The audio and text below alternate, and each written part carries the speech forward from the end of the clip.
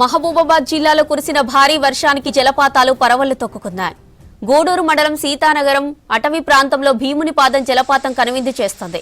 భీమునిపాదం అందాలను చూసేందుకు భారీగా జనం తరలివచ్చారు. పబ్లిక్ ఎక్కువ రావడంతో సందర్శన గేట్లను మూసివేశారు పోలీసులు. వరద ఎక్కువ అవడంతో సందర్శకులను పంపించేశారు.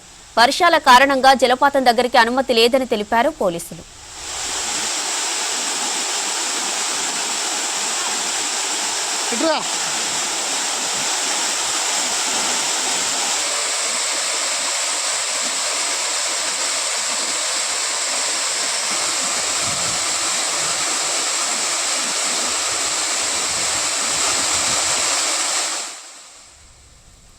మహబూబాబాద్ జిల్లాలో కురిసిన భారీ వర్షానికి జలపాతాలు పరవళ్లు తొక్కుతున్నాయి. గూడూరు మండలం సీతానగరం అటవీ ప్రాంతంలో భీమునిపాదం జలపాతం కనువిందు చేస్తోంది.